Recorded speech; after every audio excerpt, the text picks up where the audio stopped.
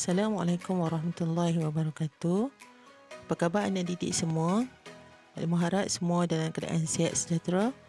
Pada kali ini antum akan bersama lagi Mu'alimah Nur Hafizah binti Abdullah untuk subjek sains tahun 3, kemahiran saintifik mengelas. Sebelum memulakan pembelajaran, Mu'alimah harap antum telah bersedia dengan buku teks, alat tulis, buku aktiviti dan buku tulis. Baiklah anak murid sekalian, pelajaran kita hari ini ialah Unit 1, Kemahiran Saintifik, Standard Kandungan 1.1, Kemahiran Proses Sains, Standard Pembelajaran 1.1.2, Mengelas. Pada sesi yang lepas, kita telah pun mempelajari kemahiran proses sains memerhati. Pada kali ini, apakah proses sains yang akan kita pelajari? Pada kali ini, kita akan mempelajari tajuk kemahiran proses sains yang kedua, iaitu mengelas. Apakah maksud mengelas? Mengelas ialah menggunakan pemerhatian untuk mengasing dan mengumpulkan objek atau fenomena atau keadaan berdasarkan ciri yang sama.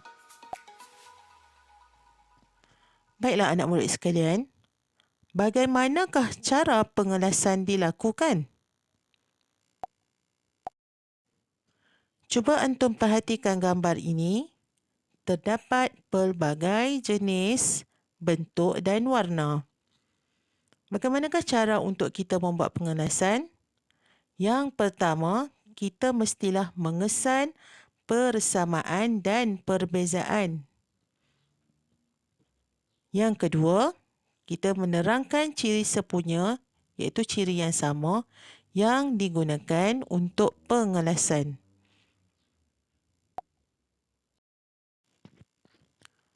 Untuk mengelas, kita boleh mengumpul berdasarkan sifat yang sepunya ataupun sama. Contohnya daripada gambar tadi, kita kelaskan mengikut warna yang sama. Cuba antum perhatikan apakah warna yang terdapat pada bentuk-bentuk tadi. Selain daripada warna, kita juga boleh menggunakan ciri lain untuk mengumpul objek-objek tersebut. Apakah ciri lain tersebut? Ya, kita juga boleh kelaskan mengikut bentuk. Cuba perhatikan berapa jenis bentuk yang terdapat dalam gambar tadi. Selain itu, mengelas kita boleh mengumpulkan objek-objek dalam pelbagai cara. Selain daripada bentuk dan warna tadi, kita juga boleh mengumpulkan atau mengelaskan daripada segi saiz. Ya.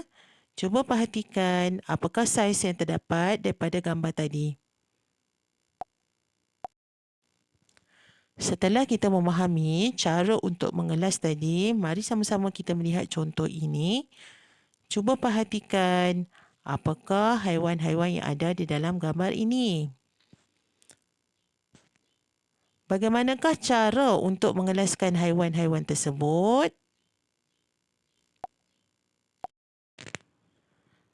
Baik, daripada haiwan yang antum tengok tadi, kita boleh kelaskan mengikut cara membiak dia. Ya. Kita tengok haiwan tadi. Haiwan ni dia ada dua cara membiak. Yang pertama, dia beranak ataupun melahirkan anak. Yang kedua, bertelur. Kemudian kita boleh kelas-kelas, kita letakkanlah pada haiwan yang beranak ni, contoh dia apa? Ikan paus, arnab, kucing, tenggiling. Untuk bertelur ni contoh dia semut, burung, penguin, angsa, katak dan ikan. Kemudian haiwan yang beranak tadi boleh tak kita kelaskan lagi ciri yang lain pula? Boleh ya. Haiwan yang beranak ada yang beranak banyak, ada juga yang beranak sikit. Okey, yang beranak banyak apa dia contoh dia? Kucing, arnab kalau dia beranak, anak dia banyak keluar lebih daripada satu. Okey, kalau yang sikit tu contoh dia apa? Ikan paus, terenggiling. Okey, haiwan yang bertelur pun boleh tak kita kelaskan pada ciri yang lain pula. Okey, bertelur pun ada yang bertelur banyak, ada yang bertelur sikit. Katak, ikan, semut dia bertelur banyak. Okey, angsa, burung dan penguin telur sikit saja. Baik, setelah kita faham apakah yang dimaksudkan dengan mengelas dan macam mana cara-cara untuk kita mengelas. Okay, kita tengok aktiviti 1, buku teks muka surat 4 dan 5. Okey, antum boleh rujuk buku teks. Baik, kita tengok gambar ini. Langgi ingin membantu datuknya menyusun koleksi stem ke dalam album. Apakah ciri-ciri stem yang dapat kamu perhatikan? Okey, kita tengok dalam gambar ni, atuk Langgi ni tadi mempunyai banyak sangat stem. Okey, jadi macam mana dia nak asingkan untuk dia letakkan dalam album dia? Okey, banyaknya stem atuk, macam mana cara nak asingkannya? Okey, bagaimanakah kamu dapat membantu Langgi mengasingkan stem-stem tersebut? Okey, perhatikan selain warna stem yang berbeza, bentuk stem juga berbeza. Okey, so kita boleh kelaskan dia dari segi warna. Okey, kemudian juga kita boleh kelaskan dia dari segi bentuk dia. Oh, maknanya stem boleh diasingkan mengikut ciri warna dan ciri bentuk. Baik, tengok dekat muka surat 5. Okey, jadi koleksi stem yang banyak tadi, okey, kita boleh kelaskan dari segi bentuk. Okey, bentuk apa yang ada kita tengok di situ. Baik, bentuk segitiga dan bentuk segi 4. Okey, jadi bentuk segitiga tu kita tengoklah. Okey, kita kelaskan ikut bentuk dia.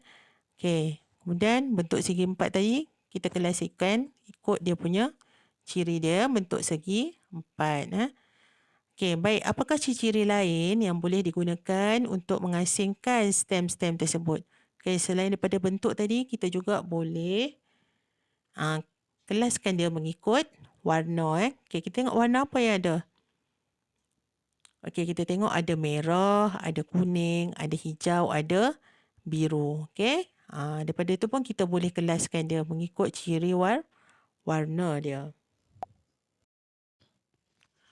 Baik. Setelah kita memahami maksud mengelas dan cara untuk kita mengelas dan kita telah menjalankan beberapa aktiviti. Okey, daripada itu kesimpulan yang boleh maklimah buat ialah mengelas ialah kemahiran proses sains yang menggunakan pemerhatian untuk kita mengasingkan dan mengumpulkan objek atau fenomena atau keadaan berdasarkan ciri yang sama.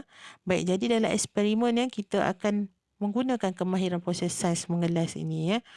Okey, dan juga dalam kehidupan seharian kita pun kita akan menggunakan proses mengelas ni. Sama ada kita nak mengelaskan objek ataupun fenomena ataupun sesuatu keadaan.